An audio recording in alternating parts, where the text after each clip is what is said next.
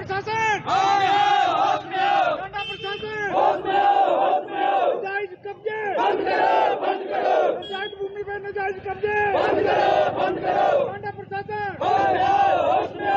नमस्कार, इस समय हम टांडा अस्पताल के बाहर हैं और यहाँ पर जो है गांव के लोग जो है वे प्रदर्शन कर रहे हैं।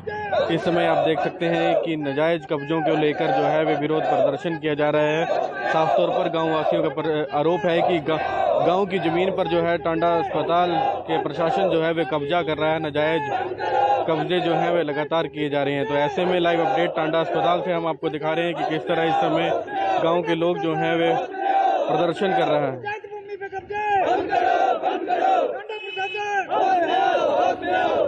पंचायत भूमि का कब्जे टांडा प्रशासन, टांडा प्रशासन, टांडा प्रशासन। तो लोगों से जानते हैं कि आखिर क्या वजह है विरोध प्रदर्शन करने की। आप देख सकते हैं कि किस तरह जो है बैनर बनाए गए हैं सदरपुर की ओर। सदरपुर पंचायत है जहां पर कब्जे जो है वे किए जा रहे हैं, जिसकी वजह से टांडा अस्पताल के खिलाफ जो है लोग प्रदर्शन करते हुए नजर आ रहे हैं। लाइव अपडेट समाचार फर्स्ट के माध्यम से हम आपको दिखा रहे हैं। लाइव वीडियो को ज्यादा से ज्यादा शेयर करें, लोगों तक पहुंचाएं और देखें कि आखिर लोग जो है वे आखिर कितने लोग क्यों एकत्रित हुए हैं। तो जानेंगे आखिर क्या वजह है, किस वजह से जो है वे यहाँ पर प्रदर्शन किया जा रहा है। सबसे पहले क्या नाम है आपको और क्यों मेरा प्रदर्शन नाम कर रहे हैं? मैं किशोरी लाल है जी। मेरा नाम किशोरी लाल है। मैं sports wrestling all India wrestling sports में लाइफ मेंबर हूँ और यहाँ मैं 20 साल से ये ग्राउंड बनाने की कोशिश कर रहा हूँ। ये जमीन पंचायत की है, कई बार डिमार्केशन हो चुकी है, पंचायत की भूमि है। ये हम 20 साल से इसमें काम कर रहे हैं।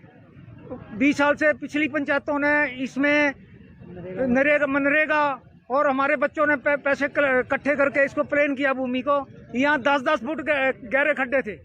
किसी भी बुजुर्ग से पूछा जाए, ये यहाँ से दरिया चलता था। हमने इसको जब हमारे बच्चों को गांव में टांडा मेडिकल कॉलेज के कम्प्लेक्स के अंदर नहीं खेलने देते, वहां से बच्चे को सिक्योरिटी गार्ड भगा देते हैं। हमारे बच्चे कहाँ जाएंगे? हमने इस करके कई बार लड़ाई झगड़ा हुआ। फिर हमने यहाँ ग्राउंड बनाना शुरू किया। मैं कहा ये छोटो, हम अपने गांव के बच्चों को, सारे 5, 7, 10 गांव आते हैं, यहाँ मेन रास्ता है और बच्चे यहाँ सुविधा ले सकेंगे। और हम एक अच्छा स्पोर्ट्स कॉम्प्लेक्स बनाएंगे जिससे इंटरनेशनल बच्चे नेशनल इंटरनेशनल तक जा सके। और क्या समस्या है गांव की, क्या वजह है, आखिर क्या कारण है? सर, मैं सबसे पहले तो प्रेस बंधु का बहुत बहुत धन्यवाद करता हूं जिन्होंने कि अपना कीमती समय निकालकर हमारे इस गांव वासियों की समस्या को सुनने के लिए अपना कीमती समय दिया हुआ है। और मैं पूर्व प्रधान हूं प्रवीण कुमार सैनी। हमारी ये समस्या है कि हमारी 33 कनाल जो है जमीन है पंचायत की जो थी, जो कि हमने बच्चों के लिए रखी हुई है ग्राउंड खेलने के लिए। जब भी हमारे बच्चे अंदर जाते हैं तो उनको खेलने नहीं दिया जाता है। तो जब सबसे पहले यहाँ जो डिमार्केशन हुई थी वो बिल्कुल सही हुई थी। हमारी 33 कनाल इन्होंने जमीन जो निकाल के रख दी थी। उसके बाद दोबारा इन्होंने पता नहीं कौन सी पॉलिसी खेली है, तो जो हमारी जो 33 कनाल जमीन है अब हमारे को बोलते हैं कि आप खड्ड में चले जाओ। हम कहते हैं कि हमारी 33 कनाल जमीन जो आप निकाल दो, बच्चों को खेलने के लिए जो ग्राउंड हमारा है, उसके अलावा जो आपकी रहती है उसको आप ले लो, उसमें हमारे को कोई भी दिक्कत नहीं है। और देखो, हमने इतनी उपजाऊ भूमि जिससे कि हमारे परिवारों का पालन पोषण होता था, जो हमने टांडा मेडिकल कॉलेज के लिए दी है, बिल्कुल सस्ते दाम पे, जिसको कि बोलते हैं कि 80,000 रुपया पर कनाल, 80,000 पर कनाल। आज के टाइम में जो 15 लाख रुपया मरला बिक रही है। तो मैं ये कहता हूँ कि हमारी जो मैं जब प्रधान था तो मैंने एक ग्राम सभा में भी एक प्रस्ताव डाला हुआ है, सभी गांव वासियों के उसमें हस्ताक्षर हैं कि हमारी ये भूमि जो बिल्कुल नहीं जानी चाहिए, क्योंकि हमारे बच्चे खेलने के लिए कहाँ जाएंगे। तो हमारी सबसे बड़ी यही समस्या है। और नंबर 2, जब मैं प्रधान रहा हूँ तो हमारी डिमांड थी कि हमने इतनी उपजाऊ भूमि दी है तो हमारे बच्चों को जो है रिजर्वेशन कोटा दिया जाए, जो कि राजा वीरभद्र सिंह ने घोषणा की थी कि MBBS की 2 वैकेंसियां जो है सदरपुर गांव वासियों के लिए, 2 BSc नर्सिंग, 1 PN की रेगुलर पोस्ट और प्लस 2 बेड, जो कि जब भी हमारे को कोई इमरजेंसी, हमारा गाँव वासी जो है सदरपुर का जो बीमार हो जाता है उसके लिए अंदर बेड नहीं मिलता है, डबल ट्रिपल उनको जो लटाया जाता है, तो बड़ी समस्या होती है। तो वो भी हमारी डिमांड जो है बिल्कुल पूरी नहीं हुई है। अगर हमारे बच्चे कम पढ़े हैं तो हम बोलते हैं कि आउटसोर्सेज में जैसे वार्ड बॉय बाहर से रखे जा रहे हैं, तो पहले हमारे गांव वालों को जिन्होंने उपजाऊ भूमि दी है, जिनको रोटी अब कमाना मुश्किल हो गई है, उनको पहले जो है यहाँ से उपलब्धि दी जाए।